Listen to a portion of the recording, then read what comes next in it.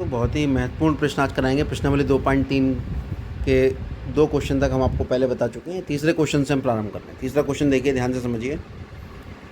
ये है 3x² x की घात 4 प्लस 6x की घात 3 minus 2x² minus 10x minus 5 के अन्य सभी शून्य ज्ञात करिए। जब इसने कहा अन्य सभी शून्य ज्ञात करिए, इसका मतलब कुछ शून्य की हमें बताएगा। इसने बताया भी है, यदि इसके दो शून्य -5/3 और +5/3 है। चलिए ठीक है, अगर ये शून्यक है इसका मतलब x बराबर वर्गमूल 5/3 इसका शून्यक है और x बराबर माइनस वर्गमूल 5/3 इसका शून्यक है। आप जानते हैं कि अगर x बराबर वर्गमूल 5/3 इसका शून्यक है तो x माइनस वर्गमूल 5/3 इसका गुणनखंड होगा। किसका? जो आपको बहुपद दे रखा है। बहुपद कौन सा है? अगर हम ध्यान से देखेंगे तो बहुपद हमारे पास ये है, ये है बहुपद। इस बहुपद का अगर शून्य दे रखा है, क्योंकि आपने फिर में पढ़ी है, आपको ध्यान होगा फिर में 9th क्लास में आपने पढ़ी थी। अगर x बराबर a किसी बहुपद px का शून्यक हो तो x माइनस a px का गुणनखंड होगा। ये फिर में है कि अगर x बराबर a किसी बहुपद px का शून्यक है तो x माइनस a px का गुणनखंड होगा। यहाँ पर a की जगह वर्गमूल 5/3 दिया है, तो एक बार x बराबर वर्गमूल 5/3, तो यहाँ पर ये इसके दो शून्यक हैं, x बराबर वर्गमूल 5/3, तो फिर x प्लस का है, इसको इधर ले जाएंगे माइनस का हो जाएगा, ये माइनस का इसको इधर ले जाएंगे प्लस का हो जाएगा, तो ये दोनों इसके गुणनखंड हो जाएंगे। किसके?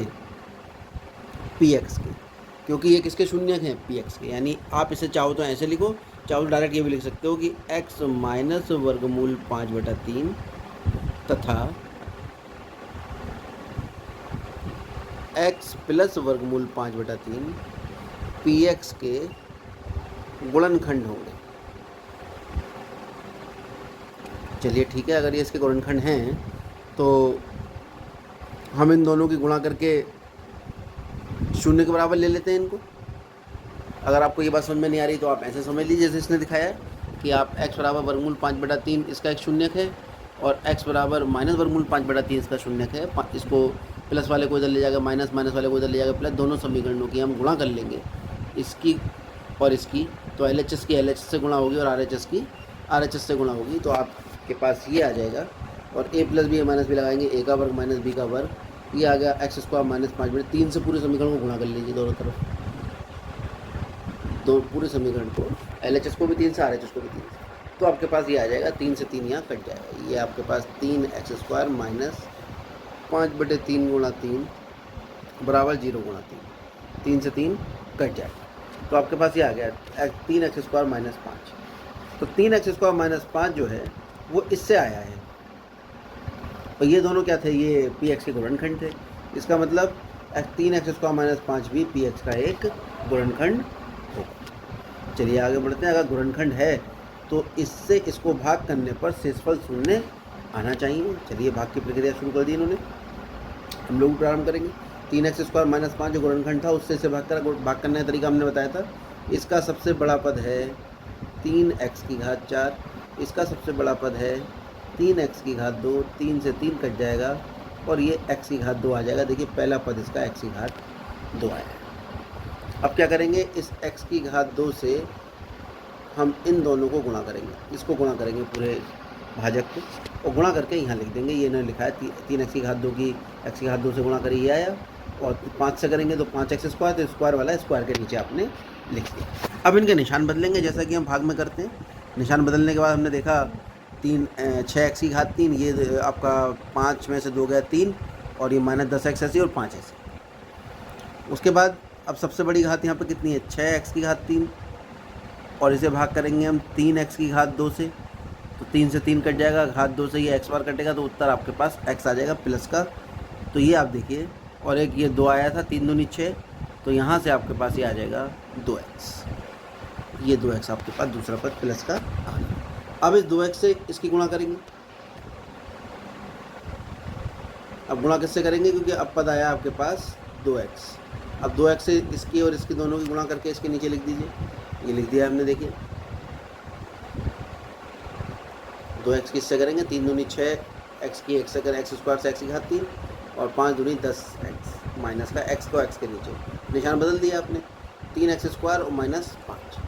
अब इसका सबसे बड़ा पद कौन सा है, 3x स्क्वायर, इसको भाग किससे करेंगे, 3x स्क्वायर से कितना आएगा, एक आपने प्लस का यहाँ लिख दिया और एक की इससे गुणा करिए, निशान बदले इसके, ये माइनस का और ये प्लस का, तो ये दोनों कट के 0। तो शेषफल 0 यानी भागफल ही आ गया, x square plus 2x plus 1, ये आपके पास भागफल आ रहा है। तो इस बहुपद का नाम हमने px रख लिया है, ये जो जिसको हम भाज्य कह रहे हैं, इस भाज्य को हमने px कहा है और हम कर क्या रहे हैं, हम px को यहाँ पर भाग कर रहे हैं किससे, 3x स्क्वायर माइनस 5 से, और हमारे पास जो भागफल आया है वो x square plus 2x plus 1। तो आपने पढ़ा होगा कि भाज्य बराबर भाजक गुणा भागफल प्लस शेषफल। तो अगर ये वाला नियम लगाएं तो ये जो है बराबर हो जाएगा इन दोनों की गुणा के।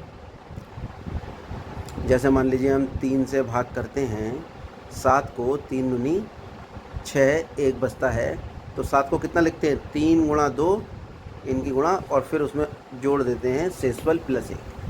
ऐसे ही यहाँ पर जो भाज्य है px वो हो जाएगा इसकी गुणा सीधे इससे प्लस शेषफल। तो ये हमने गुणा करी, शेषफल 0 है, तो आपके पास ये आ गया। अब 3x स्क्वायर प्लस 5 गुणा ये है।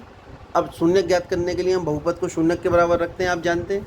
तो ये मान के चल रहे हैं कि आप ये जानते हैं कि बहुपद को शून्य के बराबर रखा हुआ है। अब 3x स्क्वायर प्लस माइनस 5 शून्य होगा, ये शून्य होगा, ये शून्य लेके 2 शून्य तो निकल आए थे, वो तो सवाल में दिए थे, वर्गमूल 5/3 और माइनस वर्गमूल 5/3। अब किसको शून्य रखेंगे, दूसरे वाले पद को, इसको शून्य रख लिया आपने, 2x square plus 2x plus 1, इसके गुणनखंड कर लिए। वो आप देख भी रहे हैं, वैसे भी x प्लस 1 की घात 2 का सूत्र है।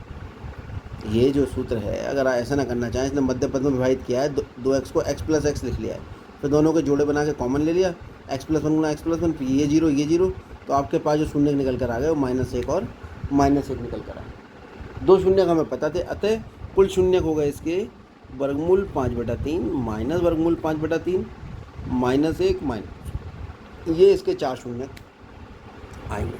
PDF हमने इसकी नीचे इस वीडियो के बाद डाल दी है और आप उस PDF से कल भी डाली थी, आज भी डाली है, और इस PDF से आप ये जो कार्य है वो अपनी कॉपी में लिख लेंगे, यहाँ से समझ लेंगे, क्योंकि समझते हुए साथ साथ लिखना थोड़ा सा मुश्किल हो जाएगा, क्योंकि आप मोबाइल में देख कर लिख रहे हैं।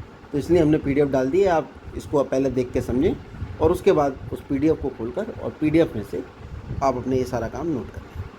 अगला चौथा सवाल है कि यदि इस बहुपद को gx से भाग करते हैं, भागफल और शेषफल क्रमशः ये है, यानी इस बहुपद को अगर हमने gx से भाग करा तो भागफल पता है हमें और शेषफल पता है, यानी कुल मिला के अगर इस बहुपद को हम px कहें, इस px को भाग कर रहे हैं हम gx से, और भाग करने के बाद भागफल आ रहा है x माइनस 2,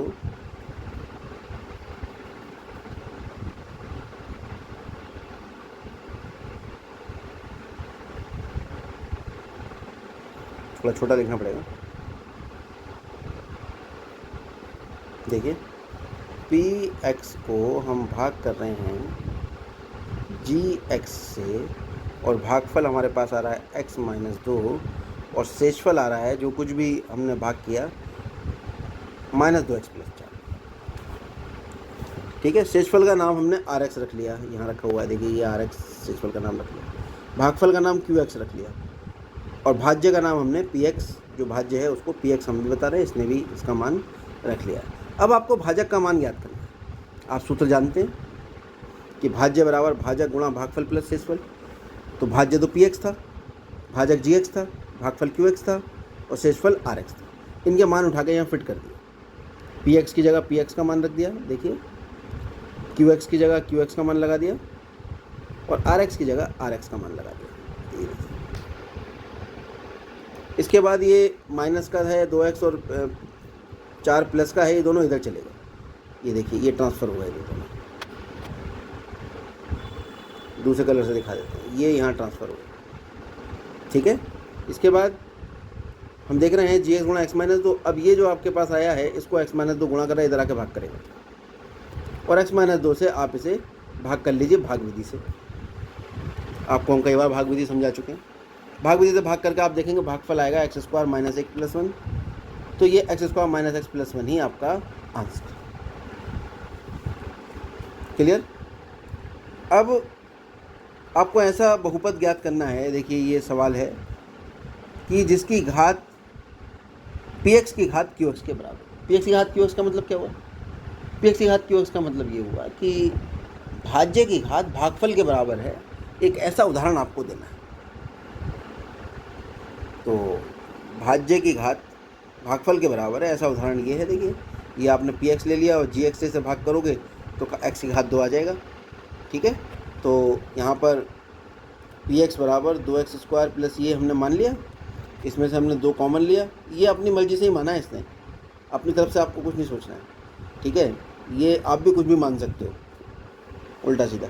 अब जब पता है कि यहाँ पर हमें x की घात 2 है और ये भाजक को हमने 2 माना है, तो इससे भाग करेंगे तो सबसे बड़ी घात भागफल की 2 ही आएगी। यही चाहिए हमें, इसकी घात भी 2 है और भागफल की घात भी 2 आ रही है। अब ये भागफल निकालने का एक तरीका इसने डेवलप कर दिया कि भाई इसे ऐसा करो कि 2 गुणा समथिंग प्लस 1 के रूप में लिखो, इसकी तुलना कर लो gx गुणा qx प्लस rx से। तो rx 1 आ जाएगा और qx आ जाएगा आपके पास x की घात 3 माइनस 3x प्लस 1 जो घात 2 है जिसकी, और px की भी घात 2 है। तो ये एक उदाहरण आपके पास आ गया। आप चाहो तो घात 3 ले लेना। ठीक है, आप चाहो तो ऐसे भी कर सकते हो।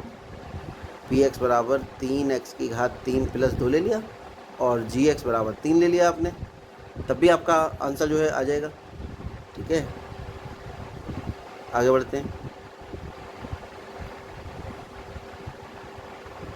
अब एक ऐसा उदाहरण सोचना है आपको जिसमें qx की घात rx के बराबर है। qx कौन हुआ? qx है भागफल और rx शेषफल। तो शेषफल और भागफल दोनों की घात बराबर होनी चाहिए, ऐसा एग्जाम्पल आपको सोचना है। अच्छा,